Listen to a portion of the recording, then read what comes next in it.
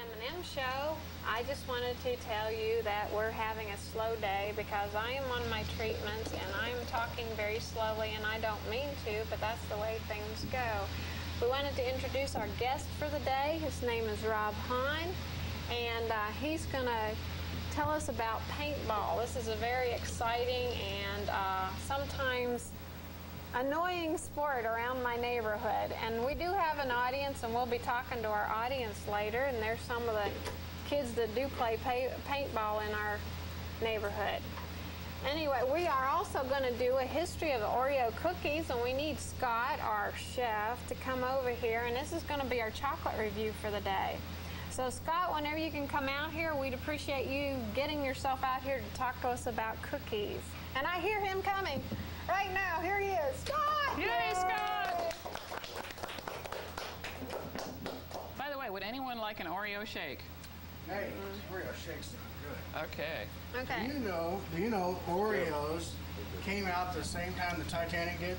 No. Yeah. And they're very sinkable also. And they're very sinkable also. Oh. That's good. I mean, that sounds... You were really mad at the insurance people. Yeah, the Kennedy Biscuit Company. Hold your mic up. Yeah. Okay, the Kennedy Biscuit Company, formed in Massachusetts by a whole bunch of different bakeries, became the National Biscuit Company, which became Nabisco, as we know it today. They came out with 3 cookies that summer. Lorna Doones. Lorna Doones is a Scottish shortbread cookie, which is kind of funny because Lorna Doone was actually a character from Southeast England, not Scotland. But hey, who wants to press that point, right? Okay. They also came out with Fig Newtons, and guess what they were named after? Wayne. No, but you're close. We have a visual aid for Fig If you Newton. actually believe it was named after Sir Isaac Newton, you are wrong. It was named after the biscuit company that was formed in Newton, Massachusetts.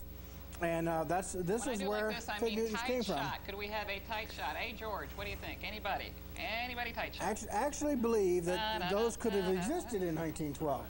But anyway, the Fig Newtons came from there. And the third cookie that came out in 1912, there we are. The third cookie that came out in 1912 is our favorite, today's guest, right? The much maligned Oreo. The much maligned Oreos, yes. And they are very good in homemade ice cream. They're very good with just about anything. I really did try to find the white chocolate dipped ones.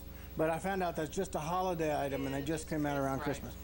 There are 4 theories on how Oreos got their name. First off, and this is I like this one. Oreo, it sounds real close to the French word for gold, which is Or.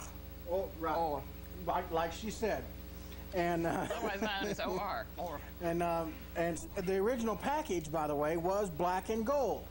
And so the theory was that Oreos were named after the gold on the package. Another theory is, well, Oreo is an easy thing to say. It's Oreo. Right, that's right. Wizard of Oz. Right, that's right. Okay, the third theory is that when Oreos first came out, they didn't have the technique on getting the cream down in the cookie real good. And so they were kind of a hilly cookie. They had a mound in them. And the Greek word for mountain is or. Now, I'm probably not saying that right, but it's or. You're on your own on that. That's right. Okay. Well, anyway, the Greek word was or, hence we have Oreos, the hilly cookie. And right. You eat them on hills, But maybe. I think the 4th theory was actually my favorite. Which was what? It's a cream-filled cookie. So they took the R-E out of the cream, put 2 round O-shaped cookies on both sides of it, and came up with Oreo. Yes, yes. From Ohio? Never mind. Ooh, nothing good comes from Ohio. I'm from Ohio. Like you said. But anyway, that's the history of Oreos.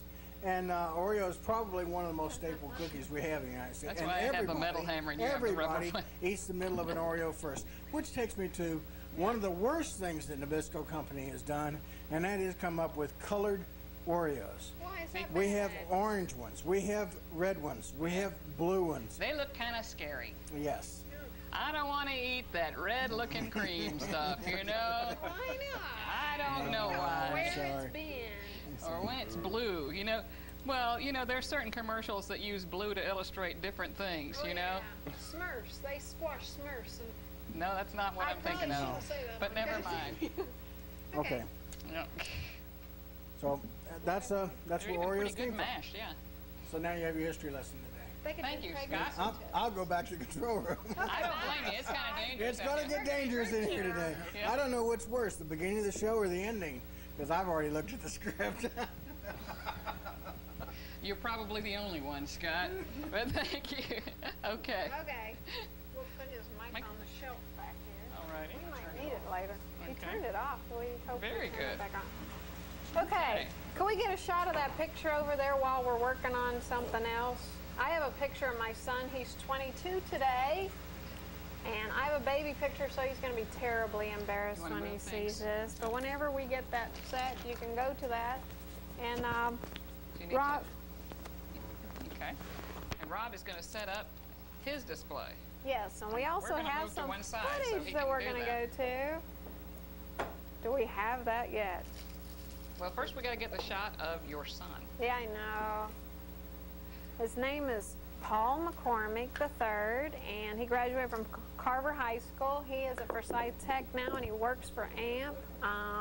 He's 22 today, and I'm very proud of him because he's on the dean's list and everything. But they're having problems with the light because the light's glaring on the picture. It's a very old picture.